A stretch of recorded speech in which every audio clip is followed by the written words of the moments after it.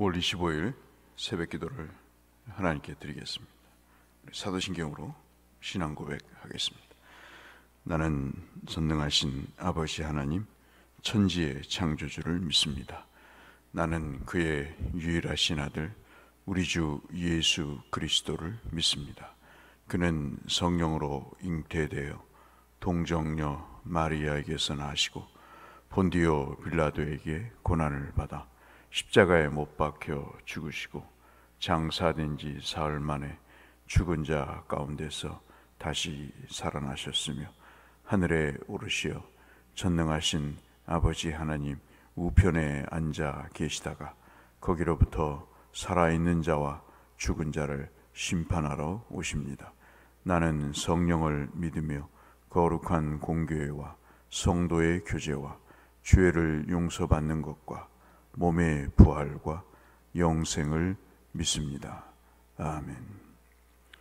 64장 찬송하겠습니다.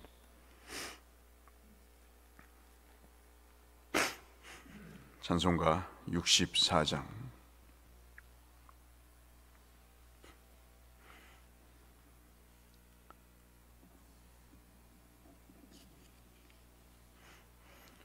찬송 64장입니다. 기뻐하며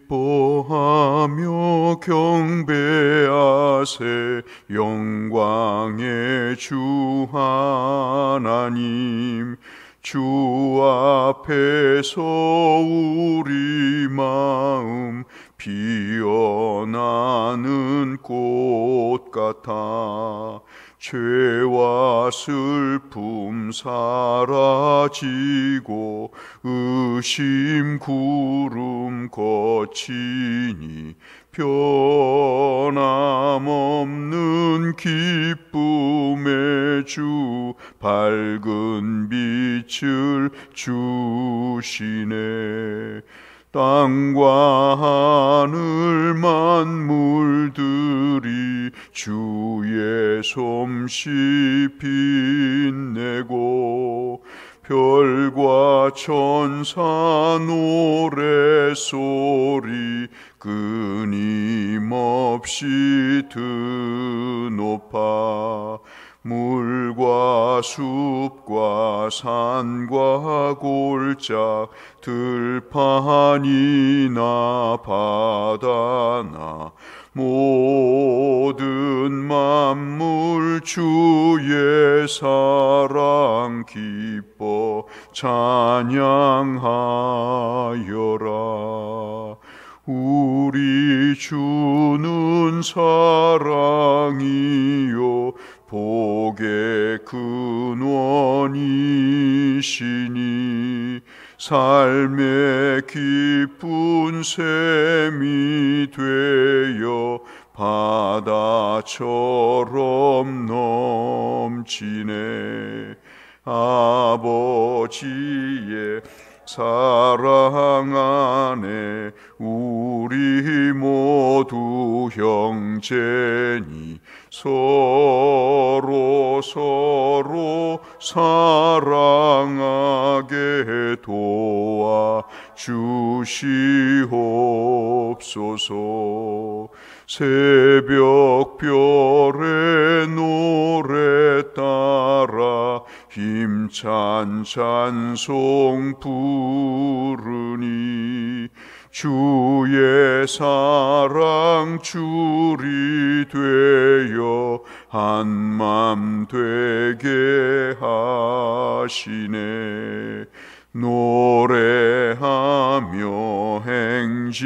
행진하여 싸움에서 이기고 승전가를 높이 불러 주께 영광 돌리세. 아멘.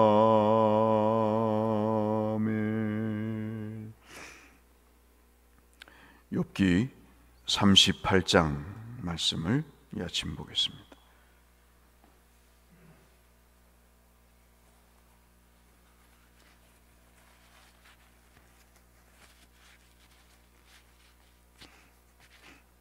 욥기 38장 8절 말씀부터 18절 말씀까지 구약성경 799쪽에 있는 말씀입니다. 바다가 그 모태에서 터져 나올 때 문으로 그것을 가둔 자가 누구냐? 그때 내가 구름으로 그 옷을 만들고 흑암으로 그 강보를 만들고 한계를 정하여 문빗장을 지르고 이르기를 내가 여기까지 오고 더 넘어가지 못하리니 내 높은 파도가 여기서 그칠지니라 하였노라. 내가 너의 날에 아침에 명령하였느냐? 새벽에게 그 자리를 일러 주었느냐? 그것으로 땅끝을 붙잡고 악한 자들을 그 땅에서 떨쳐 버린 일이 있었느냐? 땅이 변하여 진흙에 인친 것 같이 되었고 그들은 옷같이 나타나되 악인에게는 그 빛이 차단되고 그들의 높이 든 팔이 꺾이느니라. 16절부터 같이 읽겠습니다. 내가 바다의 샘에 들어갔었느냐? 깊은 물 밑으로 걸어 다녀 보았느냐? 사망의 문이 내게 나타났느냐? 사망의 그늘진 문을 내가 보았느냐? 땅의 너비를 내가 측량할 수 있느냐? 내가 그 모든 것들을 다 알거든 말할지니라. 아멘.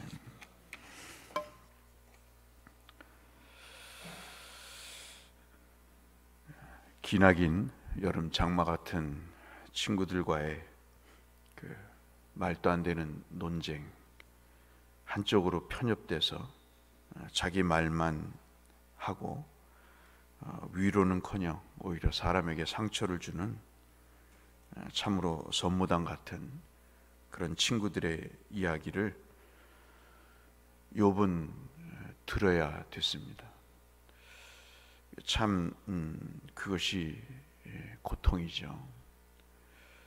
그런데 참 삶을 살다 보면 버릴 것이 없는 게 그러한 일이 있고 난 다음에 하나님이 나타나시는 것이 아주 극명하게 대조가 돼서 말도 안 되는 논리로 사람을 힘들게 만들고 자기의 논리로 하나님이다 이렇게 이야기하는, 요즘 정치인들이 흔히 이야기하는 국민의 뜻이다. 다 자기 생각이죠. 자기의 정파들의 이야기고 그들도 국민이니까 국민의 말이겠지만 하나님의 뜻이 이렇다라고 이야기하는 것도 다 자기 말인 거죠. 물론 일부는 하나님의 뜻일 수 있겠지만 우리가 지금 욥기를 살펴보고 있는 상황에서 엘리후까지 말하고자 하는 모든 내용, 심지어는 하나님은 우리를 찾을 수 있으시다. 하나님은 우리 가운데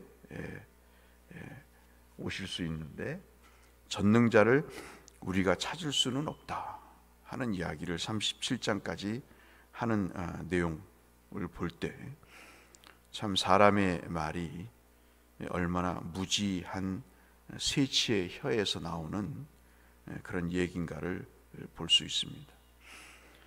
참 이 말 때문에 사람이 웃기도 하고 울기도 하는 것이 우리 자신을 볼 때 그 세치 혀에서 나오는 그 말 때문에 그런 반응을 보인다는 게 참 어찌 보면 어처구니 없는 느낌을 받을 때가 있죠. 특별히 내가 하나님을 만나서 그분의 뜻을 진짜 알았을 때는 더더욱 그 인간의 말이 얼마나 어처구니 없는가를 알게 됩니다. 엘리후는 앞서 말씀드린 대로 전능자를 우리가 찾을 수 없다고 37장까지 이야기하지만 그러나 전능자이신 하나님은 우리를 찾으실 수가 있죠. 이게 참 중요한 내용입니다.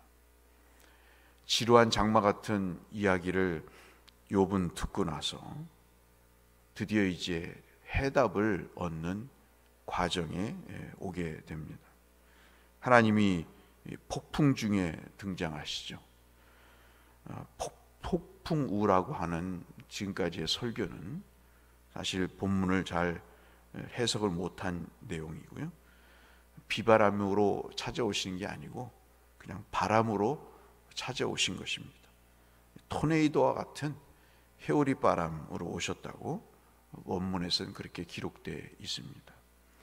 하나님께서 이렇게 폭풍 가운데 오신다는 것은 인간과 다르신 하나님이시다. 인간의 지식을 넘어선 인간의 한계를 초월하신 하나님이시다. 그렇게 말할 수 있습니다. 그러니까 하나님은 전혀 지금까지 세 명의 엘리바스나 빌닷이나 소발이라고 하는 엘리후라고 하는 세 명과 또 젊은 엘리후의 말과는 전혀 다른 차원의 하나님에 대한 아는 계기가 있게 되는 거죠. 참 그렇더라고요. 세상의 지식도 알면 너무나 기뻐서 그 안 영역을 칭찬하고 거기에 대해서 인정을 해주고 또 기쁨이 이루 말할 수가 없습니다. 하나의 학설을 발견해서 이야기할 때 그 기쁨은 이루 헤아릴 수가 없지요. 어떤 한 과정을 마치고 어디에 입사를 하거나 또는 입학을 할 때 그 기쁨은 말할 수가 없는 겁니다. 근데 여러분, 그것이 하나님을 만나고 알게 된 기쁨을 비교할 때 비교가 되겠습니까? 벌써 여러분 38장이 욥기에서 가장 중요한 분수령이 되는 말씀인데 스케일이 다릅니다. 그리고 유독 나오는 말씀이 네가 아느냐 하는 것이죠. 그러니 참 이런 욥기 같은 걸 읽어보면요, 내가 얼마나 무지하고 작은 존재인가를 알 수 있습니다. 내가 얼마나 무지한 말로 하나님 편에서 판단하고 말했는지, 내가 하나님의 이러이러한 그림을 그리고, 욥도 마찬가지죠. 하나님이 내게 이러신 분이 아니다라고 자기가 경험한 하나님을 친구들한테 이야기하는 것도 무지한 말인 거죠. 사람이 하나님을 만나기 전까지는 모든 것이 무지한 것입니다. 그러니까 어찌 보면 신앙이라는 하는 것은 밥하고 청소하고 무슨 헌신하고 이것보다도 신앙의 길이라고 하는 것은 가장 중요한 게 내가 하나님을 알아가는 것입니다. 그 조금씩 알아가는 하나님을 기쁨으로 경험하는 게 결국은 신앙인 것이죠. 주님은 고기 잡으라 하지 않습니다. 주님은 사람을 낚으라 하시죠. 주님은 헌금을 많이 하라 하지 않습니다. 주님은 마음이 있는 곳에 물질이 있다 했습니다. 주께서 물질적인, 현상적인 어떤 눈에 보이는 결과를 원하신다면 그것은 기복적인 사술 신앙과 똑같죠. 주님은 물어보십니다. 너는 나를 누구라고 여기느냐? 이 말에 대해서 너는 어떻게 생각하느냐? 하는 그러한 받아들임과 이해를 주께서 물어보십니다. 여러분, 욥기 42장 우리가 알고 있는 3절이 그래서 굉장히 중요한 말씀, 오늘 38장은 욥기 42장 3절을 끌어내는 중요한 내용을 제시하죠. 욥기 42장 3절의 내용이 뭐냐면 욥이 고백을 합니다. 하나님, 무지한 말로 이치를 가리운 자가 누굽니까? 자기라는 거죠. 세치혀로 하나님이 이런 분이라고 이야기했던 친구들과 내가 뭐 다를 바가 있었습니까? 물질을 주면 좋아하고 건강을 주면 좋아하고 조금만 문제가 있으면 벌받았다 얘기하고, 그런 세치혀로 하나님을 평가하고 판단하는 그런 자가 누구입니까? 저였습니다. 나는 깨닫지 못한 일을 듣게 되었습니다. 한 번도 하나님을 알지 못했던 그 내용을 알게 됐습니다. 참으로 주께서 스스로 알 수도 없고 그리고 깨우치지도 못하는 그런 일들을 주께서 알게 하셨습니다. 그것이 이제 욥이 갖는 가장 큰 축복인 거죠. 물질이나 주고 명성이나 지위나 주고 그러면 그게 축복으로 알았던 저급한 신앙과는 차원이 다른 하나님을 만난 사람의 고백입니다. 그것이 있기까지 38장에 하나님이 나타나셔서 그에게 답을 주실 때 하나님은 욥에게 그 1장에 주셨던 더 없는 물질이나 자녀나 사회적 지위보다도 더 큰 하나님의 은혜를 받게 되는 거죠. 어떤 사람은 그렇게 얘기를 합디다. 다른 거 다 필요 없다. 자식이나 많이 주고 물질이나 많이 주고 그리고 사회적 지위를 주면 장땡이다. 내가 뭐 이 나이에 하나님을 알아서 무슨 의미가 있느냐. 하나님의 뜻을 내가 알아서 뭘 하겠느냐. 그렇게 말하는 사람도 있더라고요. 참 얘기가 되지 않는 그런 상황이죠. 근데 여러분 한번 보시면 하나님이 우리가 8절부터 읽었습니다마는 4절부터 말씀을 보시면 너는 대장부가 되라 그렇게 얘기합니다. 3절에 너는 대장부처럼 허리를 묶고 내가 내게 묻는 것을 대답하라 그렇게 이야기를 합니다. 대장부가 되라는 것은 허리를 묶으라 하는 이야기는 굳은 결심을 하라 이겁니다. 하나님을 만나면 그렇게 되더라고요. 하나님이 강요를 하지 않으셨는데도 선택하게 되는 경우를 우리가 봅니다. 물질을 붙잡고 있었던 사람이, 지식을 붙잡고 있던 사람이 하나님의 뜻을 붙잡는 그런 경우를 보게 되는 것이죠. 너는 대장부처럼 허리를 묶고 내가 내게 묻는 것을 대답할지어다. 아무것도 대답할 수 없죠. 여러분 깊은 바닷속을 욥이 어떻게 알겠습니까? 하나님이 밤을 제하시고 새벽을 이끌어 가시는 것을 어떻게 알겠습니까? 물이 넘치지 못하도록 지면의 경계를 정하신 것을 욥이 어떻게 알겠습니까? 하늘의 1월 성신의 모든 천체 운행을 욥이 어떻게 알겠습니까? 아무도 모르는 것이요. 욥의 고난을 하나님의 장난질이라고 누가 셋의 혀로 이야기할 수 있겠습니까? 누가 물질이 하나님의 축복이라고 그 짧은 혀로 평가할 수 있겠습니까? 내가 지금 당하는 고난이 하나님이 내게 벌을 주신 것이라고 어떻게 하나님을 그렇게 과소평가하고 하나님을 단죄할 수 있겠습니까? 우리는 알 수 없는 것들이 너무 많은 거예요. 그런데 단 한 가지 본문을 통해서 우리에게 알려주시는 것은 그래서 우리는 하나님을 찾을 수 없지만 하나님은 우리를 찾아오신다는 것. 그리고 하나님이 오늘 본문을 통해서 여러분과 세 가지만 나누고 싶은데 하나님이 직접 말씀하신다는 것. 살아있다는 것이 기쁜 것은 하나님의 말씀을 들을 수 있기 때문에 기쁜 겁니다. 사람이 떡으로만 사는 게 아니죠. 하나님의 입으로 나오는 말씀으로 사는 겁니다. 그것은 말씀이 생명이기 때문에 그렇습니다. 그 하나님의 말씀을 들을 때 사람은 살게 되는 거죠. 여러분 욥기를 한번 읽어보시면 38장에 하나님을 만나고 나서 욥이 살아납니다. 먼저 영혼이 살아나요. 그리고 육신도 회복이 됩니다. 이게 참 묘한 겁니다. 근데 사람은 그거 다 필요 없다. 육신만 살아나면 된다. 참 그게 요즘의 세상인 것 같아요.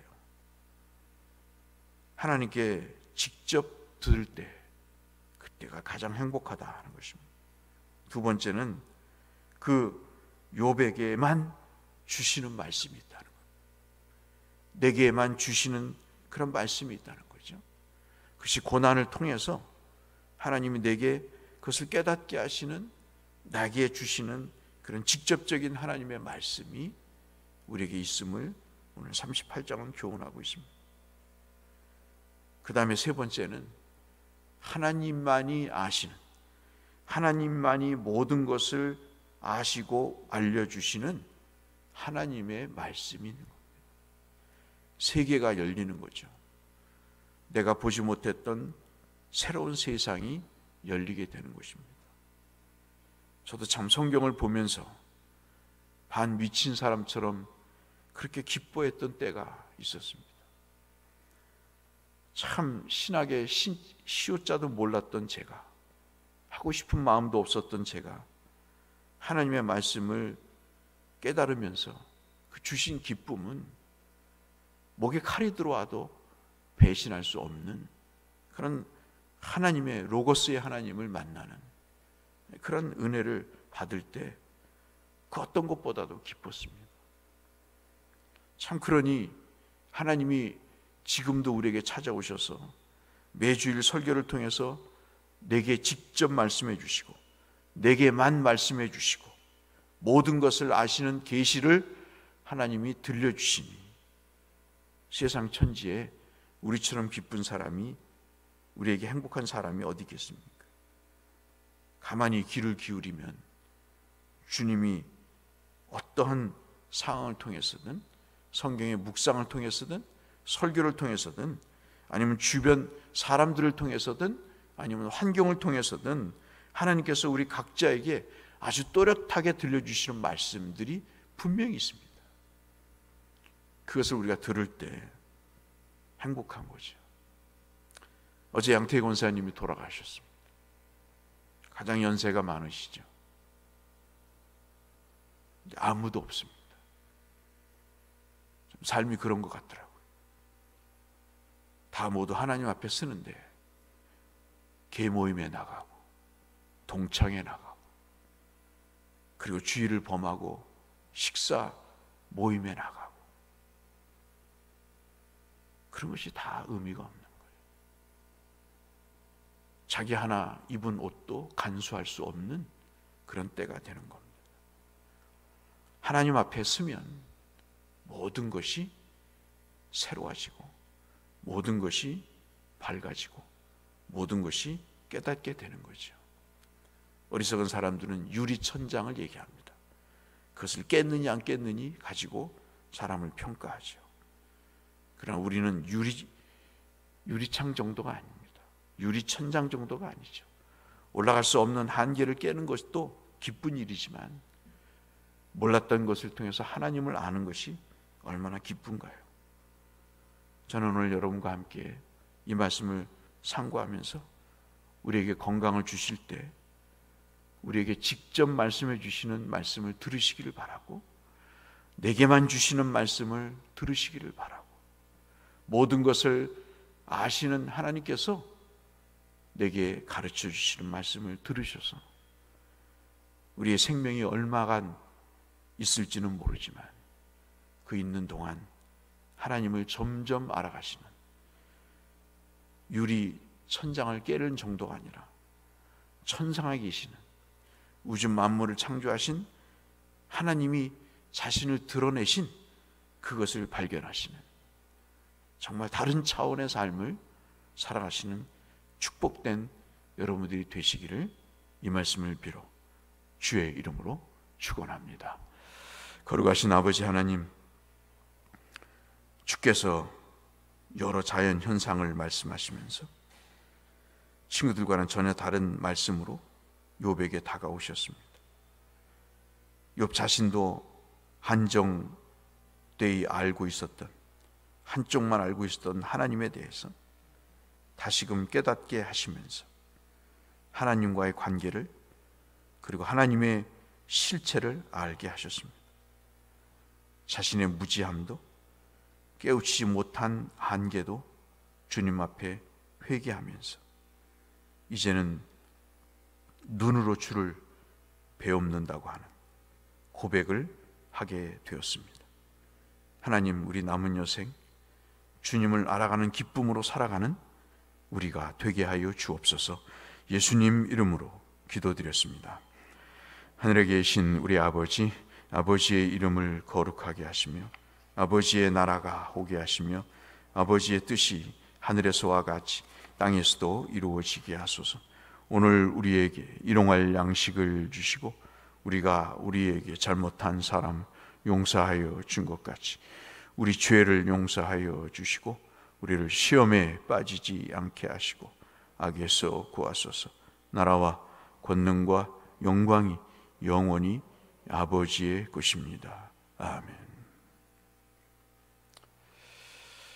양태희 권사님 어제 소천하시고 가족이 없어서 그냥 문상도 받을 수 없는 그런 상황으로 그냥 관이 냉동관에 안치돼 있다가 오늘 12시 반에 고려병원 장례식장을 떠나서 부평 승하원에서 화장하시고 그리고 안치되실 예정입니다. 교회에서는 문자 드린 대로 1시 15분에 출발을 해서 승하원에 가서 잠깐 예배 드리고 고인에 가시는 길에 하나님의 복이 더 충만하시기를 위해서 기도하도록 하겠습니다. 여러분 시간이 되시면 함께 해주시기를 바라고 또 연령으로 고령이신 성도들을 위해서 건강을 위해서 기도해 주시기를 부탁을 드립니다. 우리 주님 앞에 기도함으로 나가도록 하겠습니다. 기도하겠습니다. 사랑하시는 아버지 하나님 감사합니다. 주의 은혜가 우리에게 강물처럼 샘물처럼 흐르게 하시니 하나님 감사합니다. 주의 믿음을 굳게 붙잡고 하나님 이 험한 세상, 악한 세상에서 주님 한계가 있는 세상에서 주 하나님을 영원토록 경배하고 찬양할 수 있게 하시고 주 하나님을 아는 지혜와 지식의 풍성함이 하나님 우리의 심령을 적시게 하시고 그 눈으로 주를 배울 수 있도록 하나님 은혜를 더하여 주옵소서.